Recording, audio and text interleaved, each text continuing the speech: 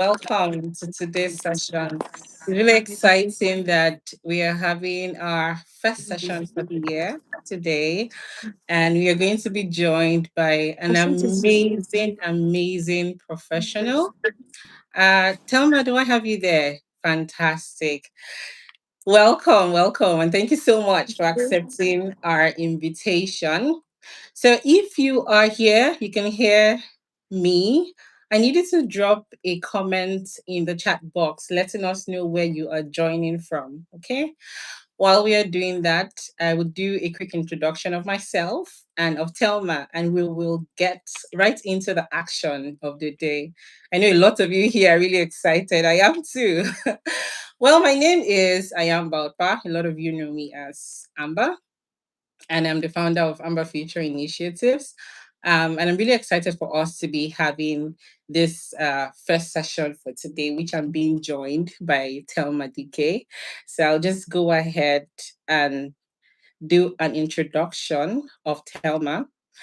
Please note that the way the session will work, it would be a very interactive session between Thelma and I, and then I would move right into asking a lot of questions that a lot of you who registered for this session did ask.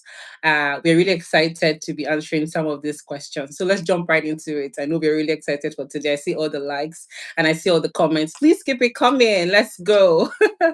Let us know where you're joining from. So Telma is a senior product designer known for solving complex problems and turning technical ideas into simple, intuitive user experiences. Selma has worked for global fintechs, including companies like Flutterwave, Chipper Cash, focusing on product growth and user retention.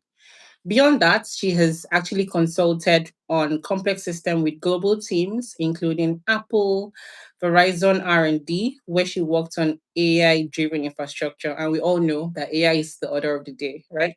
She's also passionate about the future of tech. Talma teaches secondary school students, and currently she's writing a book on artificial intelligence for teenagers. Well done, Talma. Really excited to have you here.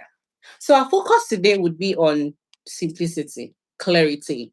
And some of the people that we have here are undergraduates, people with 0 to 3 or 5 years experiences.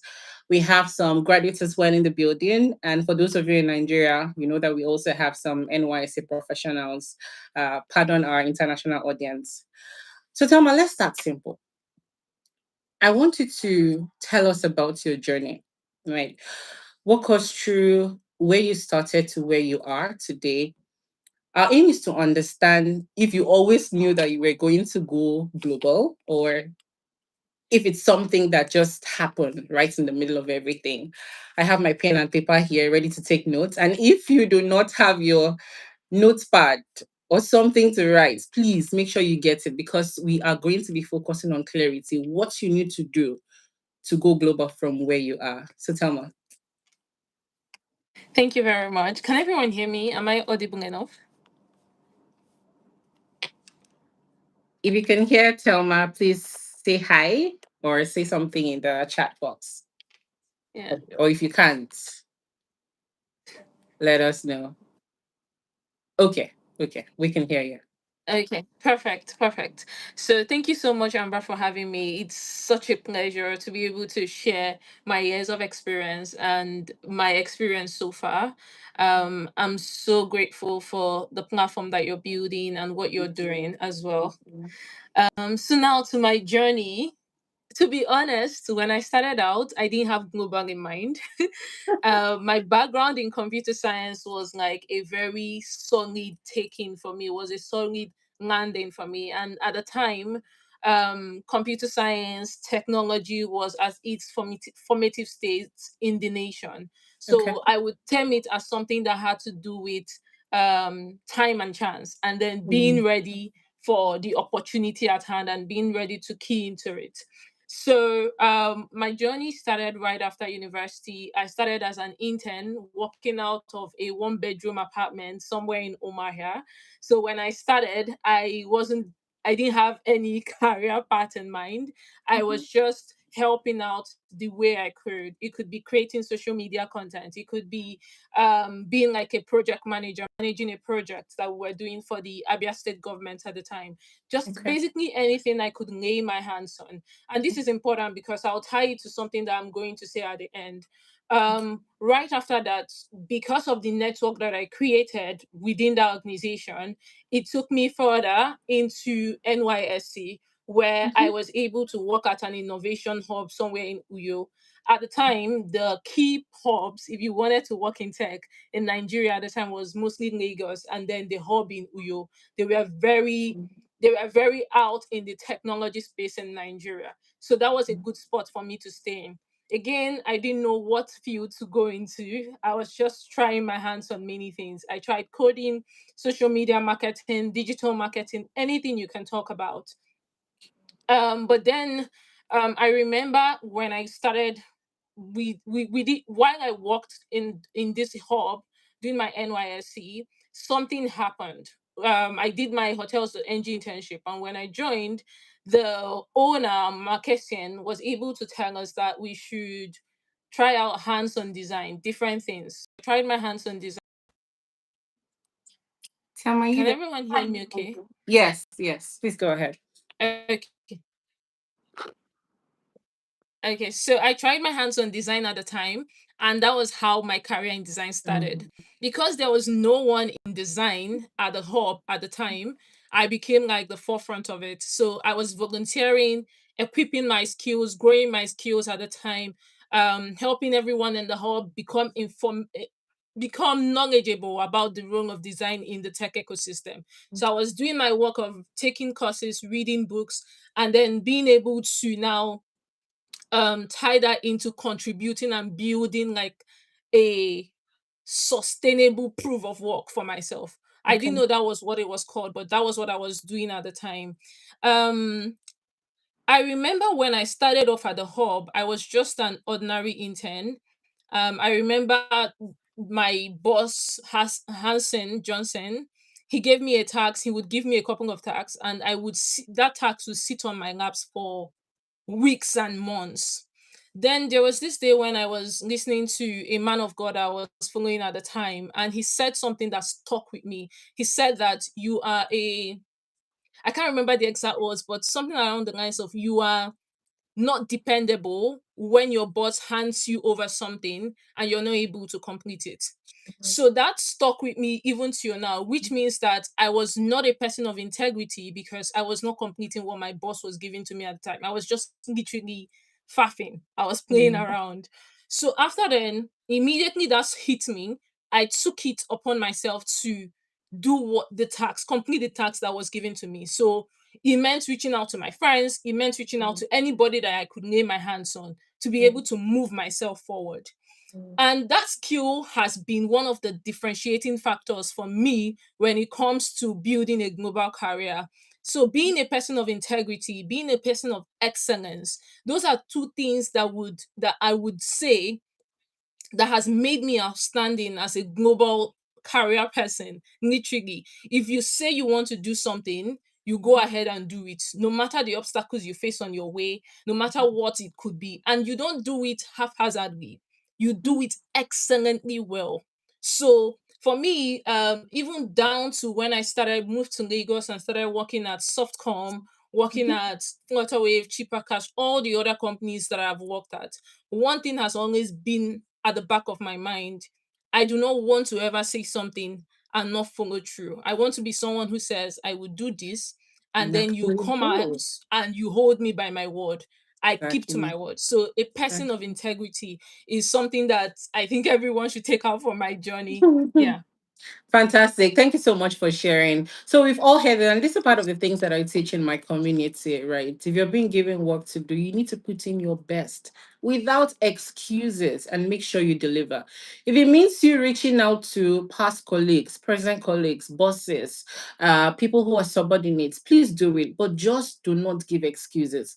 As Thelma has said, be a person of integrity. If you say you would do it, actually do it.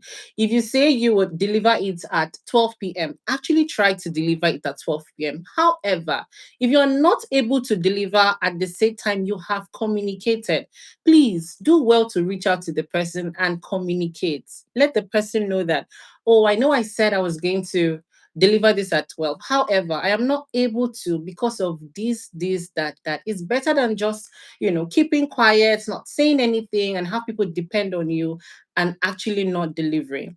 I'm happy that Telma has also stressed, one of the things that I've been saying to the people in my community. Okay, so Telma, a simple true or false question, right? Some people believe that you need to travel abroad before you can build a global skill or a global career. Is it true or is it false from experience? I think I would be in the middle there if it's Okay. possible to stay in the middle. I would say it's true and false. And the reason why it's I'm saying if you asked me this question maybe 3 years ago, I would have said it's false. Yeah. That it's very possible to build a global career from here. But because of the climate that we are in, a lot of things are changing and things people are building differently. Okay. So for me, what I would say it's possible to build yourself and prepare yourself for global opportunities from here. It's Yes. possible to become that global person right from where you are. You don't need to be outside the country to become a person that would be hired by an international organization. You can literally start from where you are and aim for the top. So Exactly. I don't know if that summarizes it, but It that's does. that's where I can end It it for does. this It one. absolutely does. So the summary is that you can absolutely build the skill, get ready, be prepared for that global career. You can start from where you are right now. Okay, we're going to be diving deeper into this as we go ahead in the session. Now, Telma, if someone here is starting from zero or feels stuck, what are the exact 3 steps that they need to take in order to move from where they are to where they need to be in terms of building a global skill, a global career? 3 practical steps. Okay. So number one, I would say find a path. It could be make sure that you spend some time figuring out what path you want to go in. You can ask ChatGPT, you can ask Google what is a career that is global that I can practice anywhere across the globe. Once you figure that out, the next thing is to build your body of work or your case Mhm. studies. So it's important that you take courses, but I don't dwell on courses a lot because most times people get stuck in the course repetitively taking courses. I'm not a strong advocate of taking courses, as important as they are. What I would advise you is if you can find side projects that you can work on, get your hands in the weed, work, work. Actually practice. Don't just say, I'm going to take courses. Even if you want to take courses, give yourself a tight deadline. In two Yeah. weeks' time, I want to be done with this course, and then start practicing. Once you start practicing, you're building your body of work, then you need to start aiming for visibility, which is my third point. Visibility would be what will get you in rooms that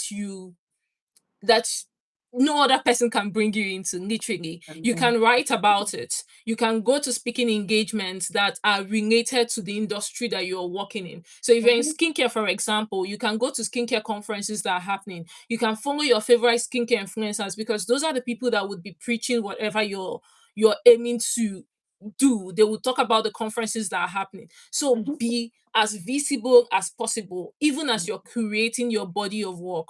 And when you get to these conferences, network as much as possible, build friendships in that industry, leverage opportunities, because when you build friendships, those are the people that will first tell you this is what is happening in the industry, this is what is happening in the industry, this is how you should position yourself for this thing. And even if they don't tell you outrightly, you would because you follow them, you see them share about it or talk about it. So those are, for me, if you have just 30 days to work on something, these are the three things I will tell you to do. It mustn't be that this would be the definitive path you would follow all through the rest of your life. No, it's just pick one thing, figure out what you can do about that thing, like build something, and then network, become visible, write about it, talk about it, share what you're learning in that field. Just as much as possible, make sure that you're visible, and then you would see the opportunities gradually start coming in. Yeah. Fantastic. And it's awesome that you mentioned this because we are going to deep dive into visibility a lot. And I'm thankful for the people in the chat box who are really emphasizing what you're saying, right? So Thelma has told us three things that you need to start doing right now in order for you to do or build a global skill or a global career. She has mentioned that you need to find a path, right? You need to find a part. She's mentioned that you need to also get your hands literally dirty, right? This can be you doing side projects. For instance, if you're someone who is learning about AI, you've taken some courses on AI, you've learned how to use some tools. Nothing is stopping you from doing a side project for yourself on your own. Come up with a client in your head, come up with a thesis or something in your head and actually build it, right? And you can also write about it. And she's also mentioned that you should be visible. I tell people, if people don't know you, how are they going to patronize you or employ you? It is not possible. For instance, if you're somebody who, you're a graphic artist and you probably do not have any clients right now, design something, post your work. If I am looking for a graphic artist and I go on social media and I type graphic artist, do you pop up? Does your name pop up? Does your work pop up? If that is not the case, you're not visible enough. And you need to do more because people would only patronize or employ those that they can see, or they know their work, or they know somebody who can recommend you. So you actually need to be visible. And when you go for conferences, for example, please ensure that you're not just one of those people who just sit down in conferences, you listen, you pack your bag and you go. Make sure you talk to at least one or two people. I have a lot of people who in my community are, very shy, very reserved, and I appreciate that. However, you need to also try to have conversations with people, reach out to people, approach people. You never can tell who would need a service that you can provide or who will be willing to help you. Okay. So please, it is very important that you are also visible as you're putting in the work. Hard work is great, but visibility is also very important. Okay.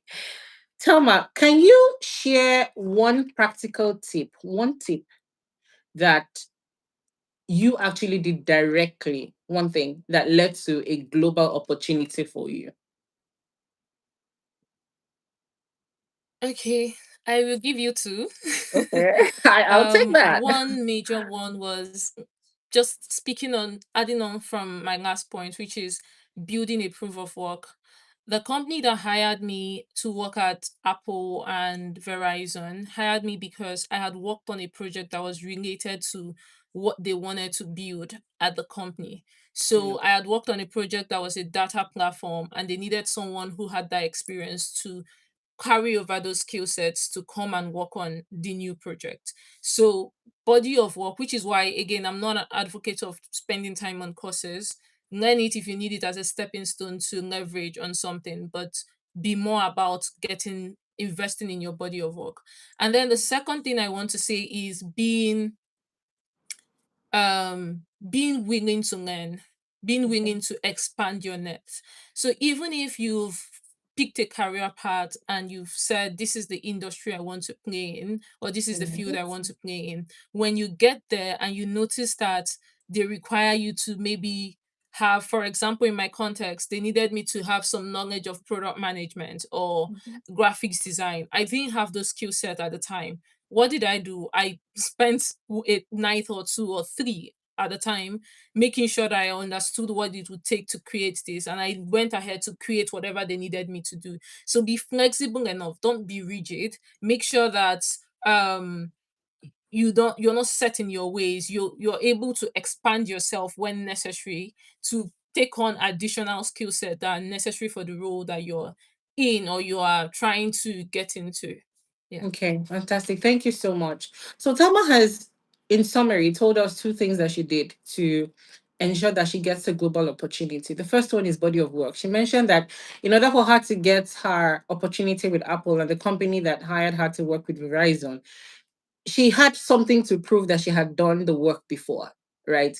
So, what do you have to prove that you have a skill set that is required in the market today? Food for thoughts. Do you have anything? I want to know, do you have anything? If you don't, now is the right time to start building it. She also mentioned that you need to be willing to learn.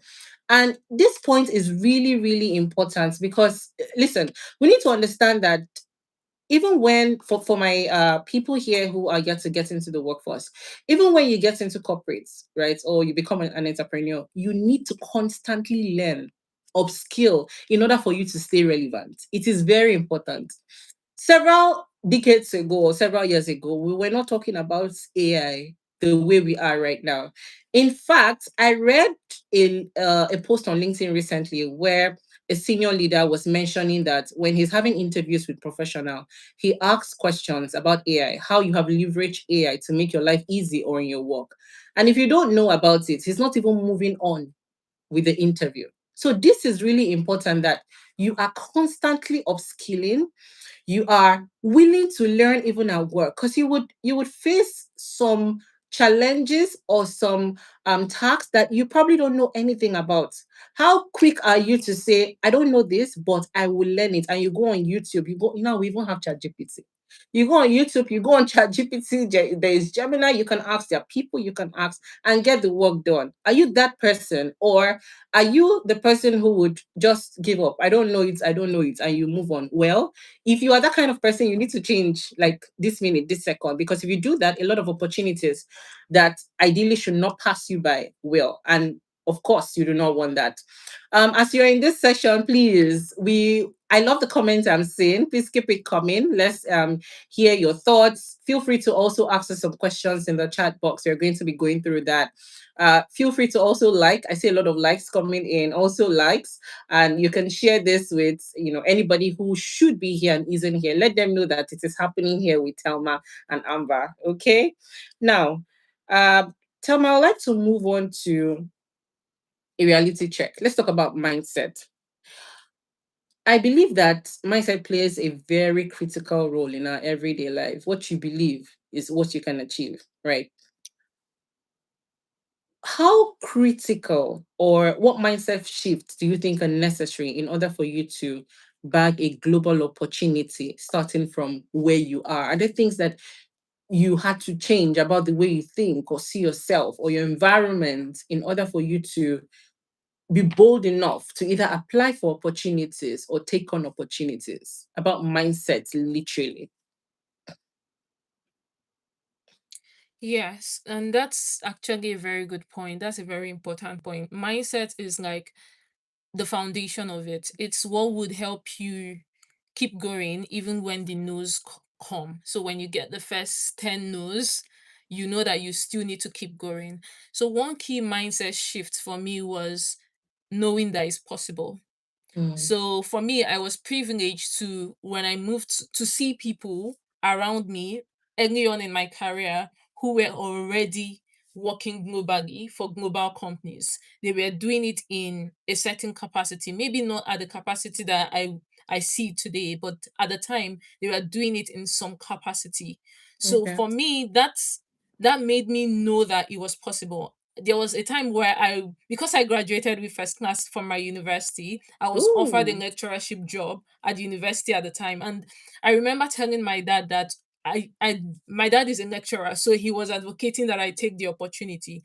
So I remember telling my dad that I don't think this is a right fit for me. I think that I can achieve more based off of the field I'm following, because I have seen people who have achieved more in this field. So what I did was I had like pictures of where I was going. I had like pictures fantastic. before me, people who were in that field, who were working towards it. They were friends, they were colleagues, they were mentors. I just had those people and they were pictures in my mind. So for me, that was a mindset shift. I knew that even from here, it was possible to work for global companies. I knew that even from here, I could get a company that would sponsor me to move. So At the time, I was still maybe barely 3 years into my field, but I knew that it was possible because I was seeing it. So that mindset shift, even as I was getting the millions of no's, I knew that nah, I would cry because it's okay to cry, but I will go ahead to still keep applying. And the second thing is, even as the no's are coming in, you need to have a level of doggedness to say that Exactly. um no matter what happens, this is possible and I'm going to see it happen. You need to have a level of resilience. Literally, you have to be as resilient as possible to push through your ideas, to push through like what you see for yourself. So I don't expect you to limit yourself to everything that you're seeing maybe in the school or around you, what your parents are saying, what your parents achieved. You need Yeah. to expand your mind to know that this is possible. Even today, when I see people who work internationally or globally at companies and I go through their LinkedIn, I'm even more impressed to see that, oh, some of them went to universities in Nigeria. There are a Yes. lot of them who went to universities in Nigeria and who have moved. And most of these companies literally migrated them out of Nigeria. Mhm. So there are some people who were that happened for. There are some people that even right here in Nigeria, they are still working for global companies, and I know a few of them. Mhm. So it's possible. You just need to expand your mind. That's the first step, knowing that it's possible, and then being resilient enough to push through, learning the skills as well, and then resilient enough to push through. Yeah. Yes. Thank you so much for that, Telma. So Telma's basically said it all. She has touched on every part I needed her to even talk about. And I'm glad that someone else is saying this. So people in my community will be like, "Huh, Amber's been saying this, but hearing this from Telma, well, it just it just lets you know that this is very critical. Are we saying that you will not get rejections? No, you will. You actually will. A lot of rejections, in fact. But you have to be resilient. You have to keep going. You have to be bold. You have to know that, well, it's not like you want to apply for 100 jobs and get 100 jobs. You cannot duplicate yourself, right? You just need that one awesome, big opportunity. And is it possible? It is possible. Why? There are a lot of people that are doing this. There's one person in front of you right now. Tell me who is doing this. So I need you to know and always remember that nothing is impossible. And she talked about not limiting yourself, and that is literally our slogan: unlimit your future. We believe that anything is possible if you put your mind to it, and of course, put in the required work and effort. So, if you are applying for jobs, right, please keep applying, regardless of the number of no's that you get. You will get your yes one day. For my undergraduates in the house, right, also know that some of these people here actually schooled in Nigeria. Telma, you schooled in Nigeria, right? She schooled in Nigeria and she graduated with, of Yeah. course, a first class. You have to also be serious with your studies to come out with good grades. Because let me tell you, there are some companies that only literally just employ people who graduated with a first class or a 2-1. There are a lot of companies like that. So you make it easy to become employable if you're somebody who wants to build a career if you graduate with good grades. And this is very important. We've also talked about, mindsets. So Selma, let's move on to the next question. What are some of the biggest mistakes that you see young professionals, so people who are trying to build global careers, make when they're trying to get into the global space? Some of the biggest mistakes you see. I think the one that comes to my mind, top of mind, is the fact that most people excuse themselves because, they're Gen Zs and then they expect that the workforce has to be different. The workforce Mhm. is not a family, it's not a place to play, it's not a place to joke around. It's a serious environment. People are there, people open companies because they want to make money. They are not Yeah. here because they want to cajole your ego or pay you money. No, nobody wants to waste their money. They hire you for a specific reason, and that reason is, if you map the system, you would realize that that reason is just for them to make back money, make more money. It's nothing else. It's literally that. So I feel like a lot of young professionals get into the field or get into companies and they don't understand why they're there. They tend to just play around, not take their career path seriously. They end to, I think they just expect it to be like a family dinner where we all come around and just joke and play. And that's not the case. I think initially at the beginning of my career, I also made some of these mistakes where they would give me a task, and instead of me to go ahead and do it, I just spend time just playing and joking around. But it's serious business. And as you climb up the ladder, the crazier your schedule becomes, the crazier the stakes become. True. So if you want to make serious money, you need to be able to take yourself seriously as early as possible. Be very strategic. And being strategic, by being strategic, what I mean is being able to say, I want to get as high as a head of product at this company. And how do I get to that? So everything that you're doing, you continue to measure the pros and cons. Does this help me get to the head of product role at so company? So when your stakes, for me, for example, I always wanted to work at a Fortune 500. I did not know how I was going to get there. I knew I wanted to work at a FANG someday, but I didn't know how I was going to get there. I just built my skill set with that in mind, saying, does this help me achieve it? Am I building the necessary skills? Even when I take courses in my Yeah. job, then, which is also a practical lesson. So even in your job, you don't just limit yourself to what they're telling you to do. You need to also do beyond whatever they've assigned to you. Don't just say, oh, my manager said I should do research. Then you go and do research and check it off. No. When you go to do research, actually understand what they're trying to achieve. We all have a brain. So when you sit down and think about it, you'll be like, oh, this is how this maps to this. So if we are going to do research to achieve this, that means research is not enough. I need to also talk to engineering, or I need to talk to data team to be able to understand what the scope involves. And then when Mhm. you're going back to your manager, you say, oh, you looked at this, but this would not help you achieve this. So you expanded your vision and what you were looking at to be able to help achieve the overall goal that they were trying to achieve. So for me, those are the things that I would say has helped so far. Yeah. Thank you so much for that. In fact, when you were speaking, I was smiling all through. I don't know if I have anything to add because again, my people would let you know. Like they will literally say, this is what Amber has been saying and has been emphasizing on her community. Right. Tama has said some things that maybe I'll just touch a little bit on. You need to be strategic. You need to take yourself. You need to take yourself seriously because guess what? If you don't take yourself seriously, nobody else will take you seriously to start with. You just, hear people make comments like, oh no, please don't give her the tax. She's not going to deliver on time. You would have to review too many times. There will be too many mistakes. You want to give the tax to say person A, I don't want to mention names just in case we have the people in the house. Person A, no, don't do that. Don't, you will regret it. Please give the tax to person B. You don't want to be that person. So you need to take your job seriously. You need to take yourself seriously.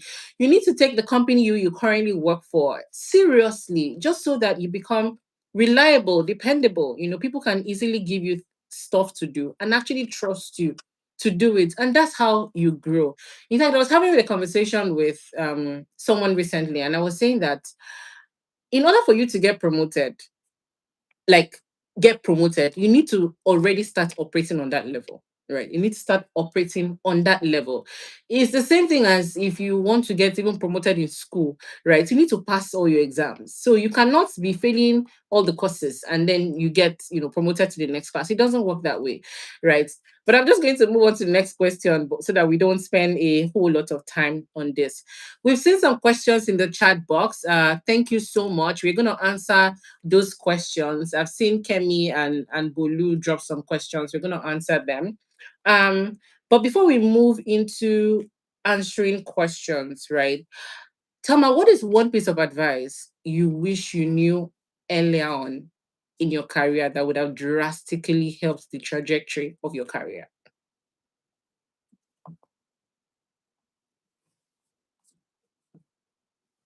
I think I would say one piece of advice. I would say I would tie it back to what I said earlier, which is being flexible.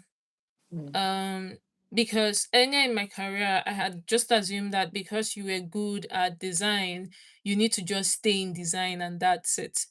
But now I've learned that you can actually be good at design, reasonably good, but also be good at engineering, be good at data, for example, be good at project management at a high level. You don't need to go deep into all of these fields, but keep it high level. And you have to have an entrepreneurial mindset. I think that's what I would say. Having an entrepreneurial mindset, because if you have an entrepreneurial mindset, it's like a can do it attitude, which is I need to do this. Mm. I need to check what the data is saying. You don't wait for the data scientist to give you the result. You actually figure out how to do it yourself. So having that entrepreneurship mindset means that you're flexible enough to move into different fields and still excel in them. So for me, that was limiting because when I worked, for example, in a couple of companies, because this spans across different companies, I would often just limit myself to design and say, this is design. I didn't talk about what the business was trying to achieve or how engineering would get it done or how the data team would operate. I just stayed in my lane. However, right now, what especially in the age of AI, what actually sets you apart is not just you knowing the craft, because those tiny things you pay attention to, AI is beginning to do them. Yes. However, what will set you apart is you being able to zoom out and see the big picture and then know how to guide everyone towards achieving that big picture. So, being like a leader, being a collaborator, being a communicator, having all of those skills and having all of those skills, soft skills rather, not necessarily the hard ones, to be able to move and push towards a certain goal. I think that in summary, that would mean like an entrepreneurial mindset, because that means having both the hard skills and the soft skills to achieve a certain goal. Yeah. Fantastic. Thank you so much for that response. You've literally said it all. Um, so if you have questions, right, please feel free to drop it in the chat box. A lot of people have also asked some questions while they were registering for the session. I'll get into that shortly. But before I get into the question that was asked, when people registered, I'm going to ask some questions from the chat box now. And Thelma, the first question would be, well, can your can negative environment affect someone with a positive mindset? That's the question. Yes, I would say yes, because it's just like when you grow a seed amongst tongues. Like the Bible says that when you grow a seed amongst tongues, like the tongues will literally swallow the seed up. So what you have to do, what I would advise someone is, as much as possible, if you're a believer, speak to God, speak to mentors, allow them to guide you. Have people that are constantly pouring into you, that you get your positive energy from, even if you're within this negative environment. So prioritize speaking to your mentors, prioritize speaking to your friends. Like when I was in Uyo at the time, I stayed in Uyo and Abia. I literally grew up in Abia. When I Mhm. stayed in those communities, there is a certain mindset you have. But the minute I Mhm. started surrounding myself with people who were different, I started thinking differently. I made connections in Lagos even before I moved to Lagos. So when Fantastic. you prioritize by yourself that you need to actually build networks outside of the negative environment you're into. And whenever those negative thoughts start coming in, you try and find those people again to pour into you so that you're energized to go ahead and do the work. Yeah. Yes, yes. And that is really important. In addition to what Thelma has said, you can actually also read a lot of books, right? There are so many books you can read on positivity, mindset, leveraging that. There are loads of books that you can read. And if you need us to even recommend some, you can drop a comment on this and Thelma and I can recommend some for you. So, Tom, I'll quickly move into some of the questions that our audience asked while they were completing the registration form. Uh, how do I overcome hesitation when I want to take a big step?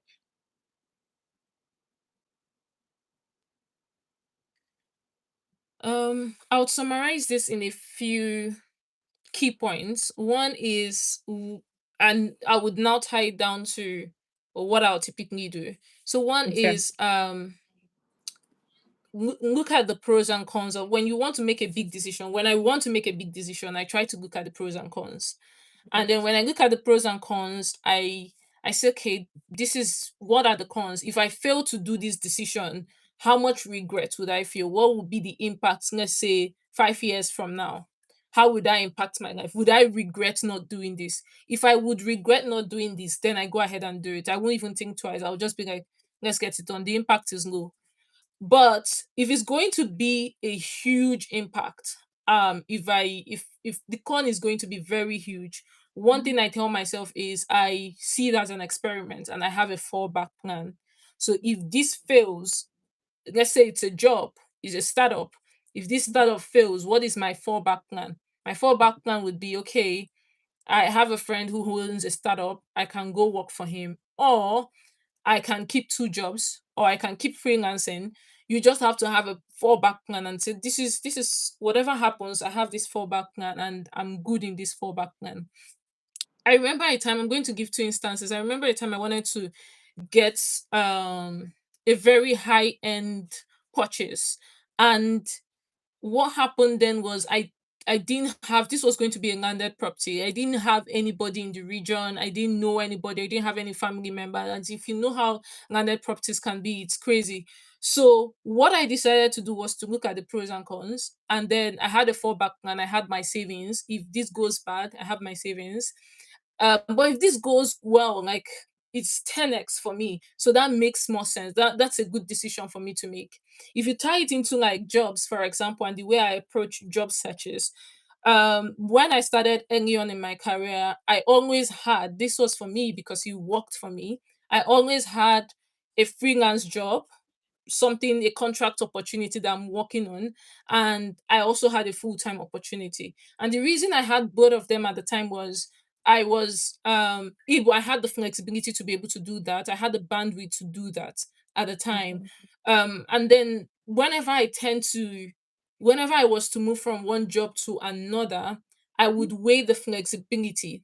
I would Okay. weigh the gains, the pros and cons, and say, okay, is this something that I can do and the consequences are low?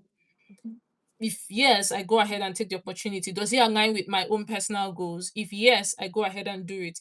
And if you sit in overthinking, you would end up Yeah. not doing it. So once you weigh the Sure. pros and cons, immediately take action.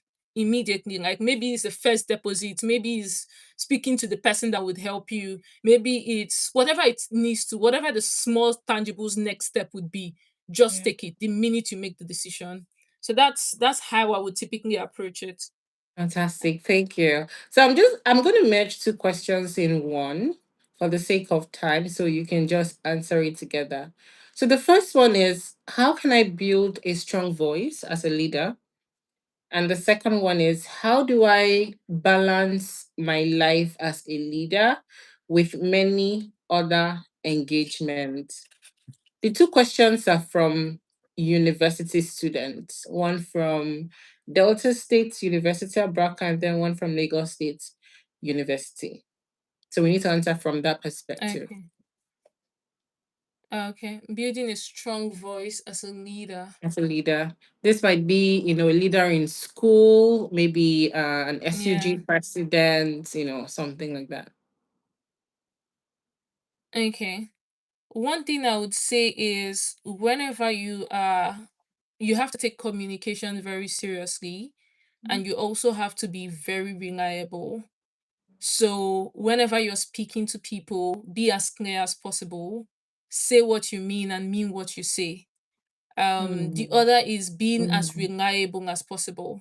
So put your best foot forward when, let's say, an ESCO gives you, or like the school president gives you an assignment, or let's say even you're a class prefect, a class captain, I've forgotten the word, a course rep, yes. And you have to always be know how to handle people, manage people. You know how to communicate to other students, for example, and know how to communicate to key stakeholders like the registrar and other people that would need you to speak to them. So, communication is very key. If you know how to manage communication, manage stakeholders, if you can read a book on communication, that would really help. I think the one by John Maxwell is really good. Also, the one How to Win Friends and Influence People. Those are very key books on communication. And once you're able to get your communication right, and you're a very reliable person, you end up being able to be someone people look up to.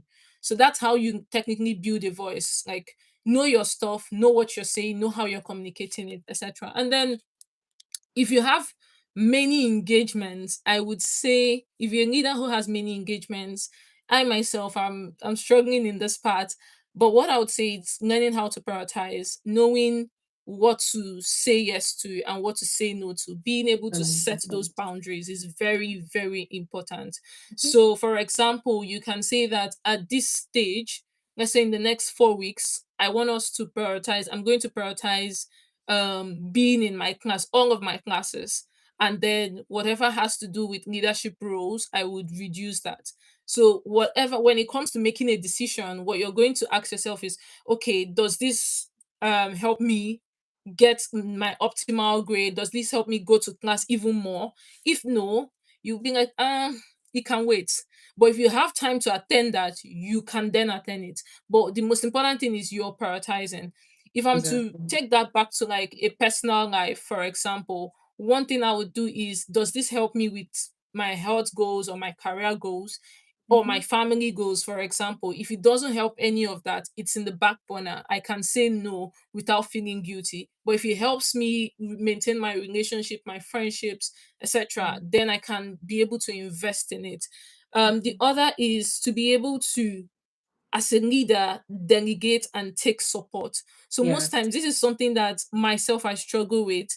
um you need to be able to say, okay, as a leader, I can delegate to this class captain or to this assistant rep to handle, or I can delegate to this person who looks up to me. When you're able to build a trusted support system that you Mhm. can move things over to them, and then you know that you're just going to reach out to them and get feedback from them, and that feedback will be able to that's all you need to be able to communicate to any other person in the higher ups about what is happening within what you're supposed to manage. Okay, thank you. And very solid points you've made, right?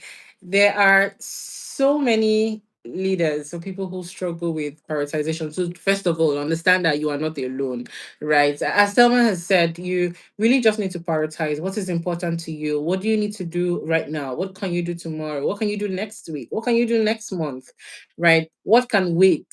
You need to be able to do that and also come up with a to-do list, write what you need to prioritize and actually get to them. When you need to delegate, please delegate. It's very important. As a high performing individual or somebody who is taking his or her life seriously, you would always have a lot of things to do. So it's really important that you understand how to prioritize, how to delegate, how to communicate, how to say no when necessary. All of this, they are really important. So other questions here, Thelma. How can someone with limited connections effectively build a global network that leads to real opportunities? Okay. Then there's another one here. What is expected of an undergraduate to compete globally? And then the last question here, I just wanted to take everything together because of our time, would be social and real life introverts. How can they network, as most session usually do not answer this specific question? Did you get all of that, or should I just That's go over it. it again? Yeah, I would start from the last one because that's the last one I remember. Okay. I would say, as a fellow introvert, because I'm an introvert, um you start from where you are, and that's the fact is that you have people in your community that you speak to. Mhm. So you have, for me, for example, I have friends. Most of my friends are people that I met from work or who are friends of my colleagues at work.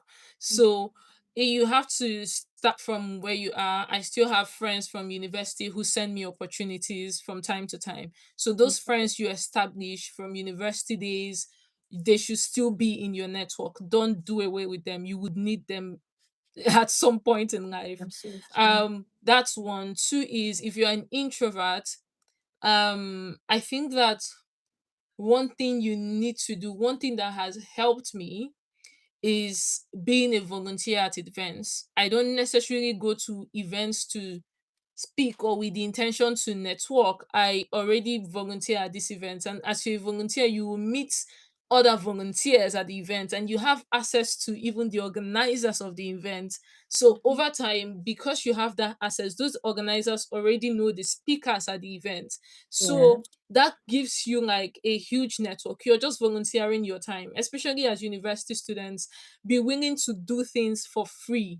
Like, give your time as long as you're learning, is helping, is aiding your growth. Be willing to volunteer what you can give at the time, which is your time, or any other thing, that any other skill set that you can give. The second is how, I think the second question was, how can you build a global career as a university student? Exactly. As an undergraduate. Yeah. Yeah, I would say this is a bit tricky, but I would say that I'm a strong advocate of it, university education. Please take your academics seriously, get to the end of it, but as you're doing that, also read books. I know Amber has mentioned reading books. Read books as much as possible.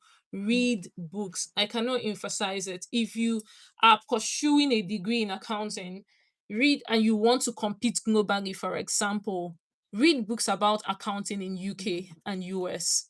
Like, spend your time reading those books, spend your time researching those topics. If you want to build a career in design or engineering or consultancy, don't just focus on, oh, what's the consultancy range in Nigeria. No. How does the consultancy world work outside of Nigeria globally? If you Exactly. can take Mhm. courses, I always advise my cousins, my sisters, take courses on Udemy, take courses on Coursera. Those are places that you can spend your holidays on, and you would expect that they would teach you global skills that you can carry on into the world. So when you get into the world, those things are no longer new to you. You're not hearing them for the first time. You already have the experience, you already have the skill sets. You're speaking the terms literally. So it's nothing new. Um and also, in the course of everything that you're doing, you're as well networking, which is important. Like, when you see, for example, Figma Africa making having like a conference or a meetup in your city, as much as possible attend it. You would meet like-minded people. If you're in Lagos and you, let's say you're based in Ibadan, and there is a tech event, let's say for Loop or GDG, if you want to, you have to attend it. This is for, I'm focusing on tech because my background is tech. But if for any industry that you're working in, it could be oil and gas, and you see something that is happening within the oil and gas space, if you can afford it and you have the time, please afford it. Go meet people, especially if you're an extrovert. Just volunteer, speak to people. That's how you end up learning something and meeting people and building your career even without knowing it. And that, everything at the end of everything, they just tie down to where you eventually get to without you even doing so much. It's just you pursuing what you're interested in. Yeah. Exactly. Thank you so much, Thelma.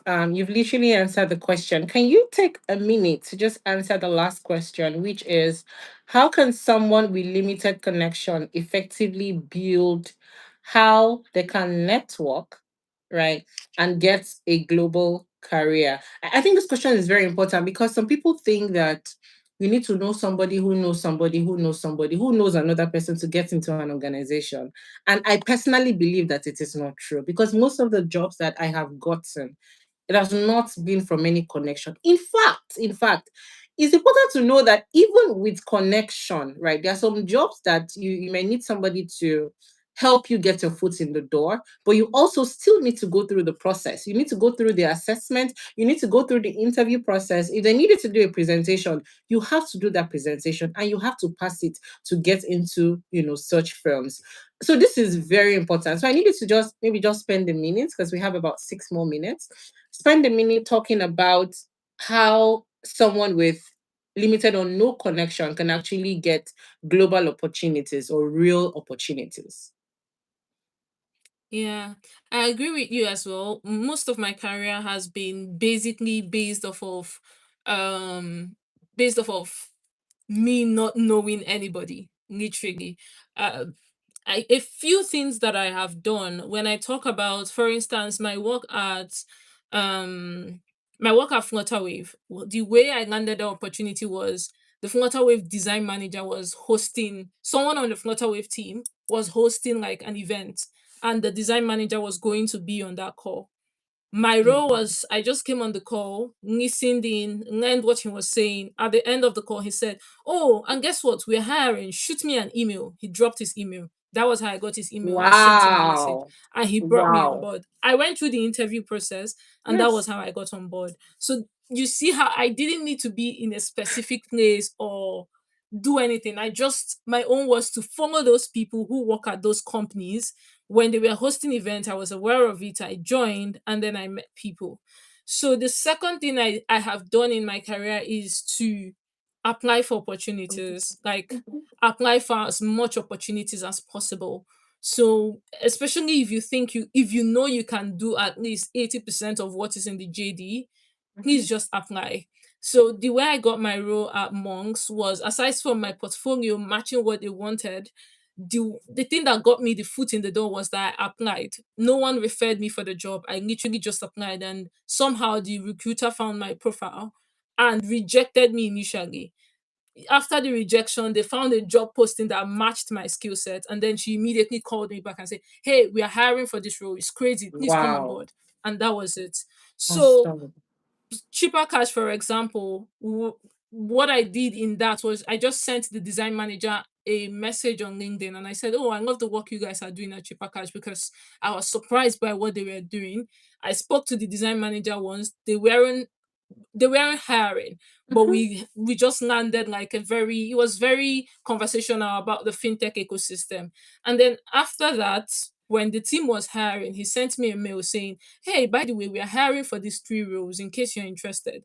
And that was how I applied and got in. So you have to be Amazing. very strategic. One thing is consistent. I often make the first step. I either apply, Yes. I either send a message, I Mm. either reach out, um establish the connection yourself. I'm not necessarily an outgoing person, but when it comes to being bold and being able to reach out to Have people when I need to. something, I make sure I'm bold. My friend's mom always says something. She says the thing they would say, the least thing they would say is no. And no does not kill anybody. When they say no, you Exactly. move on. You move Exactly. on and you move to the next person. By the time you try it 100 times, you would get a yes. And that yes is all that makes the difference, to be honest. What I do these days is when I see an opportunity at a company that I want and I feel like I meet the requirements, what I Mhm. would do is I'll go on LinkedIn. Who are the design managers here? I send a connection to them. I read through what they're interested in. If they accept my connection, immediately that triggers something in my mind. Okay, they find me interesting. Let me go ahead and send them a message. Let's say, "Thank you for connecting. I was checking out your profile. I was checking out your product. You guys are doing amazingly well." And I leave it at that. Other times, I can go as far as pitching myself, saying, "Okay, this is the work I do. This is why I'm interested. I'm interested in this role. This strikes my interest." As long as they accepted the request. So that I Yes. go ahead to pitch myself. So those are things that for me are very bold that I have I done in my agree. career that have made the difference. Yeah. Absolutely, I absolutely agree with you. Everything Thelma has said is spot on. There are things that I teach in my community, so I'm really happy again that she's saying all of this. So please take that step. Bolo has put that in the chat box. Take that step. Send that LinkedIn message. Send that email. Call that person up. The highest they would say is no, and no has not killed anybody.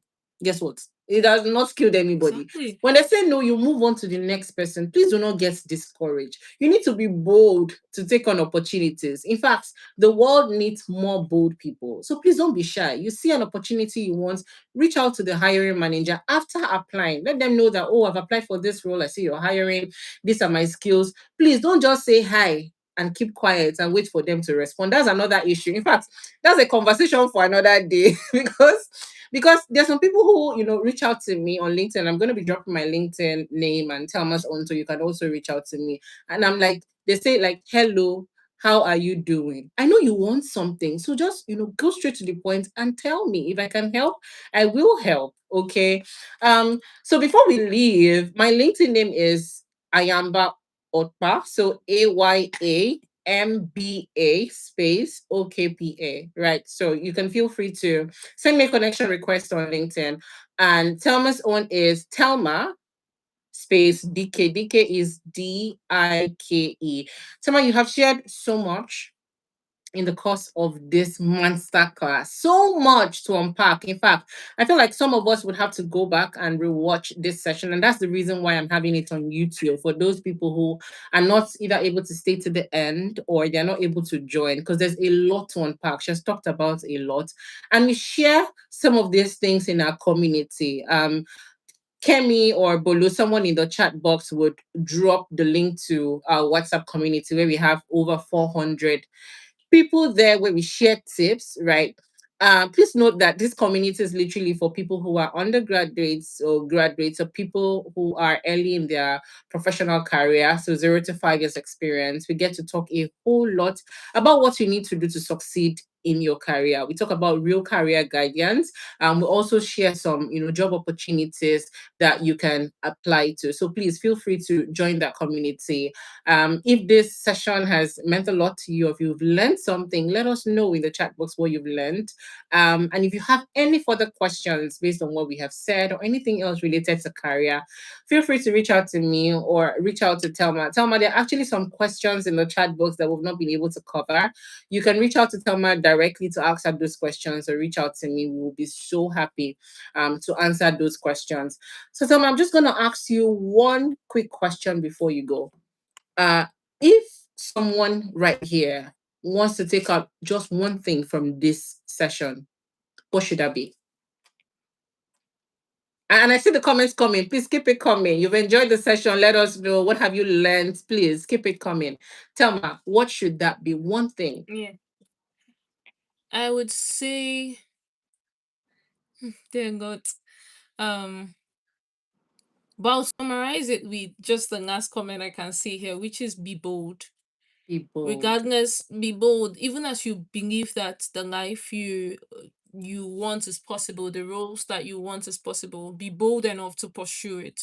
Be bold enough to find a career and work in that career and pursue that career with your entire self. Be resilient to follow through. So boldness is very, very important in today's world. That's something I would leave everyone with. No matter your field, no matter what you're doing in school, be bold and very resilient. Um, Fantastic. Fantastic. find areas with everything that I've shared. I feel like there is something that you can actionable steps that you can literally take from this night or even from tomorrow if you're tired. So be bold, be very resilient, and take action. Don't attend too many conferences. Take everything Amber has been teaching you very seriously and take yourself seriously as well. So I Thank think you. that's where I'll end it here.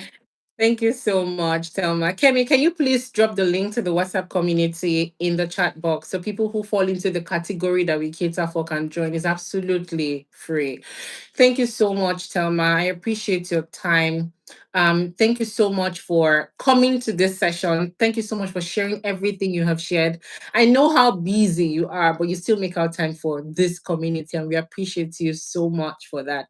Thank you so much, Thelma. Thank you to everyone who has had the time to attend this session. I hope Thank that you you have very much. learned a whole lot from this session as well. If you're not able to find the link to the community in the chat box, please check the description of this session on YouTube. It is right there. I see the comments coming about people enjoying the session and then their key takeaway. I absolutely love it. Thank you so much. And I hope that you all have an amazing, amazing weekend. Thank you so much, everyone. Have a good one. Bye from me and bye from Thelma.